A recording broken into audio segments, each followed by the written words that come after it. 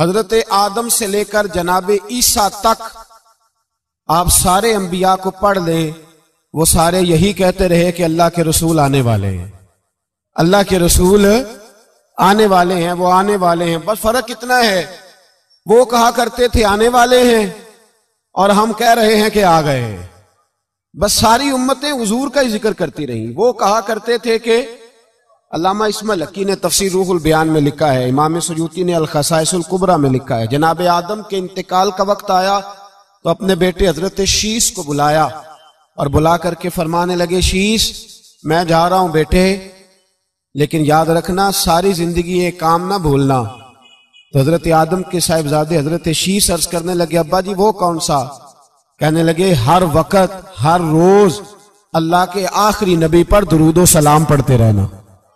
उन्होंने कहा कि वालिद गिरामी वो कौन है? तो हजरत आदम कहने लगे, जब अल्लाह करीम ने मेरे अंदर रूह फूंकी थी तो मैंने जन्नत के दरख्तों और पत्तों पर लिखा देखा था, ला इलाहा इल्लल्लाह मुहम्मदुर रसूलुल्लाह सल्लल्लाहु अलैहि वसल्लम।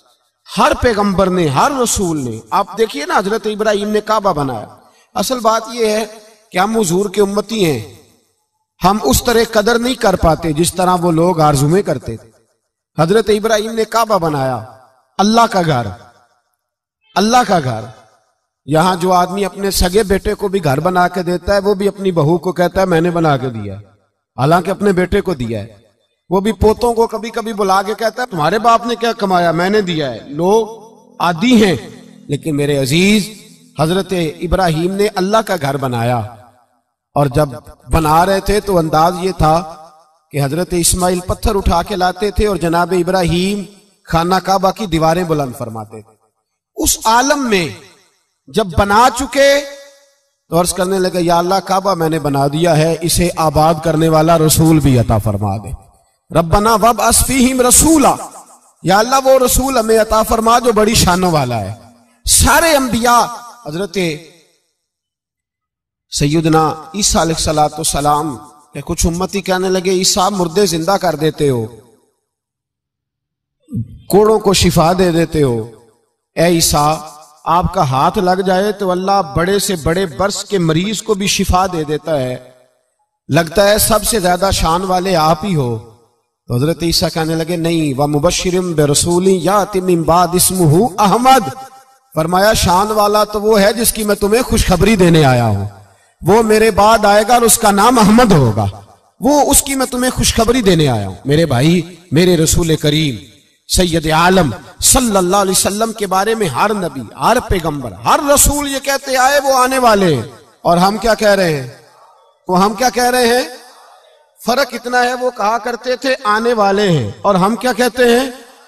हम कहते हैं आ गए हैं। ईद मिलादुन नबी है, क्या सुहाना नूर है, देखो आ गया वो नूर वाला जिसका सारा ही नूर है।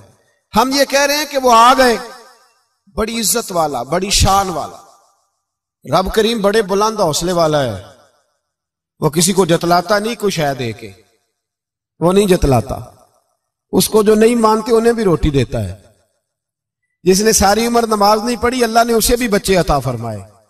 इसने सारी जिंदगी नाफरमानी की, रब ने उसे भी नेमतें दी, किसी नेमत पर एहसान नहीं जतलाया। लेकिन फरमाया, मेरे नबी के गुलामों जरा होश से रहना, जरा होश से। सारी जिंदगी बरादरियों पर ही फख्र करते रहे हो, सारी जिंदगी बैंक बैलेंस और जायदाद और माल पर ही तुमने फख्र किया है। फरमाया एक फख्र वाली चीज मैं तुम्हें दे रहा हूं और मैं तुम्हें बता रहा हूं, लक़द मन्नल्लाहु अलल मुअमिनीना इज़ बाअसा फ़ीहिम रसूला। और यार इस पे कभी गौर तो करो, इस पे कभी गौर तो करो। एहसान जतलाना कोई छोटी सी बात है? और फिर मालिक जिसके हौसले पर कोई कलाम ही नहीं कर सकता, वो मालिक के शान जतला के तुझे कहता है, ओ मुसलमान तू छोटा समझता है, तू शायद हल्का जानता है, होश कर। और अपने अंदर के मुस्तफा करीम के उस गुलाम को बेदार कर। रब फरमाता है, मैंने तुम्हारे ऊपर बड़ा ही एहसान किया, मैंने बड़ा ही एहसान किया। या अल्लाह क्या? फरमाया इस बासा फीहिम रसूला, मैंने तुम्हें अपना शानों वाला रसूल अता किया है। दीदाए दिल का दरीचा बाज करना चाहिए, और या रसूल अल्लाह जिनका तू आका है उनको नाज करना चाहिए। अब थोड़ा मुसलमान होने पे भी फख्र करो। कभी कोई पूछे तो उसे बताया करो हम रसूलुल्लाह के गुलाम हैं। ये भी हमारी बरादरी है और ये सबसे बड़ी बरादरी। इस बरादरी के अंदर भी लोगों को लाएं। आपको पता है मिलाद इनकलाब का नाम है। मिलाद जब तक नहीं हुआ था तो बेटियां जिंदा दफन होती थी। आप उलमा से ये सुन तो लेते हैं, पर जरा उस माशरे की बेहिसी तो देखो। बेटी जान होती है बाप की, बेटी रौनक होती है घर की। एक आदमी के 11 बेटे हैं तो मुझे एक दफा कहने लगा दुआ करें अल्लाह मुझे बेटी भी दे। तो मैंने कहा 11 बेटे हैं, कहने मेरी तो मंजी नूं रोना भी किसे नहीं, बेटे तो नहीं ये काम करते, दुआ करें अल्लाह बेटी दे, मेरी चारपाई के पास तो कोई बैठे। ओ भाई बेटी जो इतने वकार वाली हुई तो आप पढ़िए ना, हजरत दाहिया कल्बी कहते मैं मौजूद था जब वो शख्स आया था। लोग 12 रबीउल अव्वल के इस मामले को मामूली वाकया समझने लगे। ना भाई हम तुम्हें पैगाम दे रहे हैं, ये मामूली वाकया नहीं। हजरत दाहिया कल्बी कहते हैं उस शख्स ने आके अर्ज की या रसूल अल्लाह सल्लल्लाहु अलैहि वसल्लम मैंने 100 बच्ची जिंदा दफन की है, जिंदा दफन। और कहते हैं मेरी अपनी बेटी, मैं सफर पे था तिजारत पे, तो मेरे पीछे से मेरे घर में बेटी हो गई। मेरी बीवी ने अपने मेके जाके छुपा दी। तो मैं वापस आया तो उसने कहा बच्चा हुआ था, फौत हो गया, मैंने दफन कर दिया। जब बच्ची 4-5 साल की हुई तो मुझे पता चला मेरी बेटी है। कहते मैं उसे लाया और मैंने उसे कहा मैं तेरा बाप हूं, तुझे तोहफा लेके दूंगा, खाना खिलाऊंगा। कहते हैं वो मेरे बालों से कभी लिपटती, कभी मेरे सीने पे हाथ रखती, कभी मेरा माथा चूमती। पर मैं उसे ले गया और ले जाकर मैंने गड़ा खोदा और उस गड़े में उस बच्ची को जब रखा, उसने बाहर आना चाहा तो मैंने उसके सर पे जरब लगाई। जब चोट लगाई तो वो दोबारा गड़े में गिरी। मेरा वैसे विजदान कहता है कि जब से मिलाद हो गया है, आज किसी बाप की बेटी अगर चारपाई से गिर जाए तो शायद वो सारी रात सो ना सके कि बच्ची गिर गई है मेरी। कहते मैंने चोट लगाई सर पे, खून बहा तो वो गिरी, मैंने मिट्टी डाली, वो अब्बा जी कहती रही। कहते हैं जब उसका वजूद छुप गया और उसके चेहरे पर मिट्टी पड़ने लगी तो उसने एक लफ्ज कहा, वो लफ्ज मुझे आपके पास लाया है। वो बेटी कहने लगी है अल्लाह बता तेरा रहमतल लिल आलमीन नबी कब आएगा। या अल्लाह बड़ी बेटियां दफन हो गईं, बड़ी माएं मंडियों में बिक गईं, गरीब बड़े लुट गए, परेशानियां बड़ी बढ़ गईं। अल्लाह बता ना तो उसे कब भेजेगा। अब कितनी देर है, अंधेरा बड़ा गहरा हो गया, अब नहीं जिया जाता, अब नहीं सहा जाता, अल्लाह तू कब भेजेगा। हजरत दाहिया कल्बी कहते हैं वो बता रहा था और नबी करीम बार बार अपनी चादर का पल्लू उठाते थे और अपने आंसू पूंछते थे। बार बार चादर का पल्लू उठाते थे और आंसू पूंछते थे, बार बार उठाते थे आंसू पूंछते थे। हजरत दाहिया कल्बी कहते हैं हुजूर ने पूछा तेरी जुर्रत कैसे हुई, तू हौसला कहां से लाया। उसने कहा महबूबा पता नहीं, लेकिन कुर्बान जाऊं या रसूल अल्लाह सल्लल्लाहु अलैहि वसल्लम, मैंने आज सवेरे आपके एक सहाबी को ये कहते सुना है कि वमा अरसलनाका इल्ला रहमतल लिल आलमीन।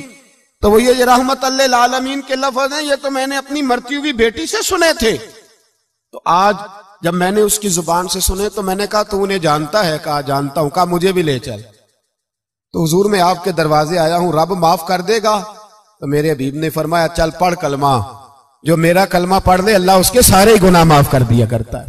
भाई गुलामों के साथ जुल्म होता। हजरत बिलाल हबशी, हजरत बिलाल के बारे में बड़े वाकयात मिलते हैं। एक वाकया बड़ा मुनफरद लिखा है किताबों में।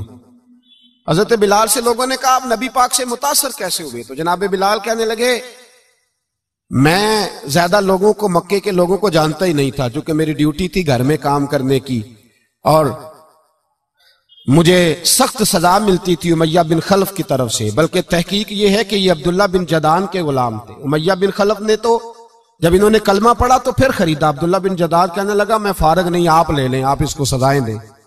तो कहते मैं उनके घर में होता था तो मैं तो ज्यादा लोगों को जानता ही नहीं था, कभी मुझे मौका ही नहीं मिला था बाहर निकलने का। हमारी गुलामों की कोई जिंदगी नहीं होती थी। आज तो हर आदमी कहता है ना मैं कुछ चौधरी से लेके खाता हूं। ये जो तेरे अंदर हौसला है ना, ये मेरे रसूल ने तुझे अता फरमाया है, ये मेरे नबी ने तुझे दिया है, वरना तो गुलाम बिका करते। ये हौसला तुझे रिसालत माब ने दिया। हजरत बिलाल कहते हैं, मैं एक दिन मुझे बुखार चढ़ गया बड़ा तेज, मैं लोगों को जानता नहीं था। फरमाते मुझे तेज बुखार चढ़ गया तो ठंड बड़ी सख्त थी। मेरे मालिक ने मुझे कई किलो जौ दिए पीसने को चक्की पे। कहते मैं बीमार था तो मैंने कुछ दवाई ली जो उस वक्त मौजूद होती थी, तो मैंने एक लिहाफ लिया, दूध पिया तो मुझे नींद आ गई। जब मैं सोया तो मेरा मालिक आ गया, उसने आकर के मुझे सोए हुए देखा तो खींच कर कंबल उतारा, रजाई उतारी, लिहाफ उतारा। कहने लगा अब तेरी सजा ये है कि तू खुले मैदान में बैठेगा, वहां चक्की पीसेगा, और दूसरी सजा यह है कि तुझे कमीज पहनने की भी इजाजत नहीं। हजरत बिलाल कहते हैं तेज बुखार, ठंड का आलम, और जब मैं चक्की पीस रहा था तो रो रहा था और मैं पूछ रहा था, खुदाया हमारे नसीब, अल्लाह हमारे मुकद्दर है, जुर्मे ज़ईफ़ी की सजा मर्गे मुफाजात। सैयदना बिलाल हबशी रज़ी अल्लाह ताला अन्हु फरमाते हैं, मेरे दरवाजे के करीब से रसूल पाक गुजरे और मुझे हाय हाय करते देखा तो दस्तक दी। मैंने कहा कौन है? दरवाजा खुले, आ जाओ। महबूब अंदर आए तो पूछने लगे क्यों रो रहे हो? तो मैंने कहा जाओ अपना काम करो, यहां दुख सारे पूछते हैं, मदावा कोई नहीं करता। यहां तकरीरें सारे करते हैं, हुकूक गरीबा पर बात सारे करते हैं, मदावा कोई नहीं करता, जाओ अपना काम करो। कहते हैं मैंने सख्त जुमले कहे, माज अल्लाह। हुजूर चले गए और जब हुजूर जा रहे थे तो मैं कह रहा था बस जा रहे हो ना, मैंने पहले ही कहा था जाओ। कहते हैं कुर्बान जाऊं, थोड़ी देर गुजरी तो अल्लाह के रसूल के हाथ में गर्म दूध का प्याला था, खजूरें थी। हुजूर तशरीफ लाए और करीम रसूल ने मुझे खजूरें दी, दूध पिलाया और कहा चल जा कंबल में बैठ जा। तो मैंने कहा चक्की कौन पीसेगा, वो तो बड़ा मारेगा। कहते हैं लोगों, उस नबी का मिलाद और मिराज भूल ना जाना, उस रसूल पाक की मोहब्बतों में कमी ना आने देना, उस महबूब का नारा सारी दुनिया में लगा देना। फरमाते हैं मेरे हबीब के मैं कुर्बान जाऊं। मुस्तफा करीम ने फरमाया तू बैठ रजाई में और आज तेरे हिस्से की चक्की मैं पीसूंगा। कहते हैं सारी रात हुजूर चक्की पीसते रहे, सारी रात। सवेरे मैं उठा और मेरे हबीब पाक ने मुझे वो सारा कुछ दिया और खुद चले गए। अगली रात फिर आई तो हुजूर फिर आ गए, मुझे फिर रजाई में लिटाया, दूध पिलाया और सारी रात चक्की पीसी। कहते हैं बस तीसरे दिन हुजूर चक्की पीस के जाने लगे तो मैंने कदम थाम लिए। मैंने कहा बीबा दुनिया सारी झूठ बोलती है, जमाना सारा गलत कहता है, जो गुलामों के हिस्से का काम करे वो अल्लाह का सच्चा रसूल हुआ करता है।